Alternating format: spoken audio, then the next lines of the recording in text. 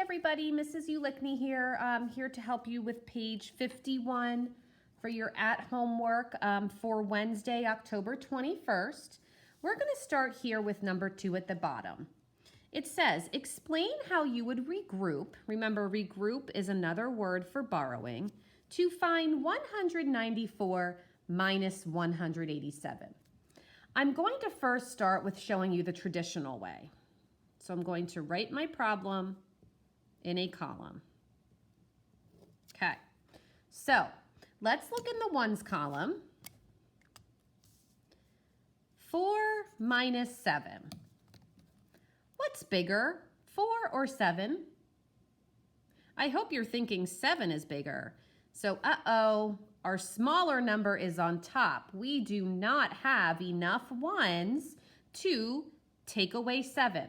So what do I need to do?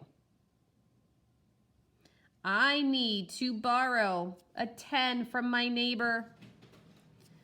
I'm going to take away 1 10, so my 9 10s becomes 8 10s.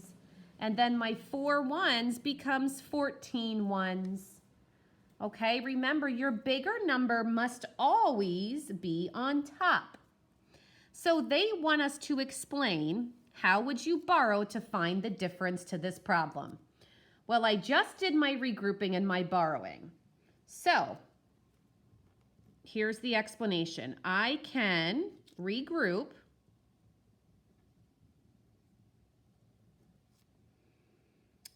$194 as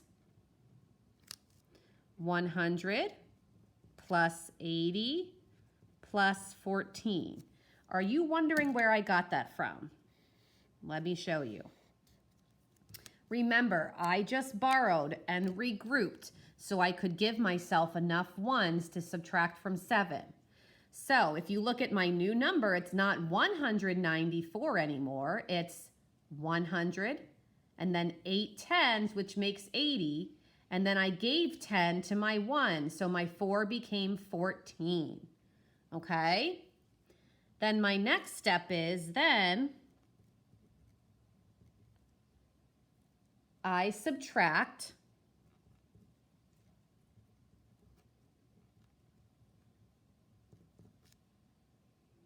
by place values.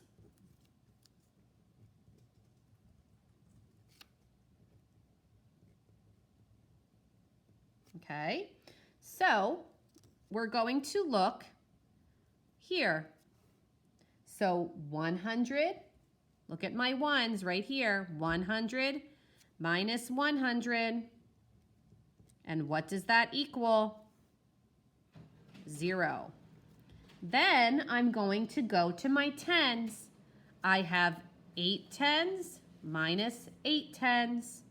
So 8 10s gives you 80. So 80 minus 80, what does that give you? 0. Then I'm going to subtract my ones column. 14 ones minus 7 ones. And what does that equal? 7. So if you look, after we subtracted our place values, we have 0 in our hundreds column, 0 in our tens column, and 7 in our ones column. So the answer to our problem, so 194 minus 187 equals a difference of 7. Okay? So that's how you can explain how you borrowed to find the difference to this problem. I know it's a little bit different than how you were taught before. I find it helpful to start with the traditional way, if that's what you're used to, and then starting there with step 1 to see how you borrow and regroup. But like I say in class, you need to do what's easiest for you. Let's go back up to number 1 for a minute. This is called a concept map, a graphic organizer. It says, think about what you know about regrouping or borrowing. Fill in each box, use words, numbers, and pictures. Show as many ideas as you can. So what do you think borrowing or regrouping actually means? Think about it. So when I think of borrowing or regrouping in subtraction, I think of maybe changing a 10 to 10 ones.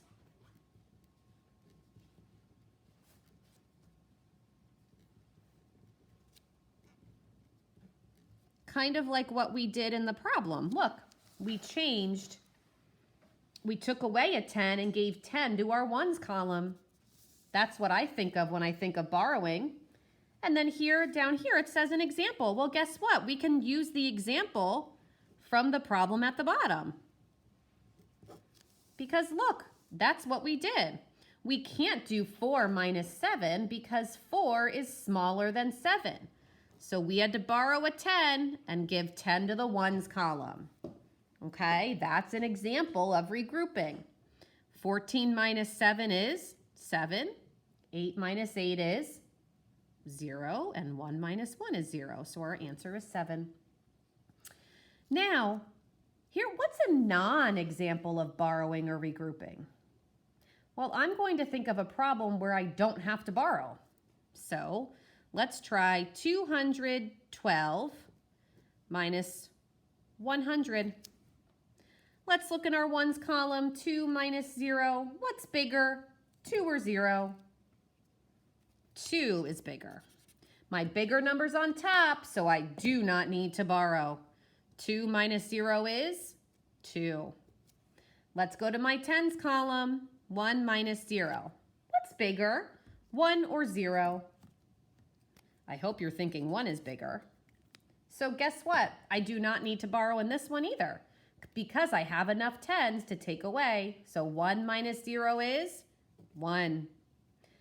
2 minus 1 is 1. So my difference is 112. So here's a non-example because I did not need to regroup or borrow.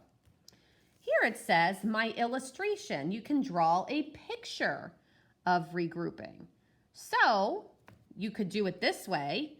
Let's look at our problem of 194 minus 187. Well, I could draw this picture. We know there's 100 in both problems, 9 tens in my first one. 1, 2, 3, 4, 5, 6, 7, 8, 9. And there's 8 tens in my second. 1, 2, 3, 4, 5, 6, 7, 8. 4 ones in 194. And 7 ones in my second number. Okay? So we know there's only 4 ones and 7 ones. We do not have enough ones to take 7 away. So here's my picture. We're going to borrow a 10. I'm going to cross out this 10 and bring it over here, and I'm going to add 10 ones. 1, 2, 3, 4, 5, 6, 7, 8, 9, 10. So I took a 10 away and gave 10 to my ones column. So now I do have enough ones to subtract. So there's an example of an illustration, a picture to show regrouping. Okay? I hope that helped.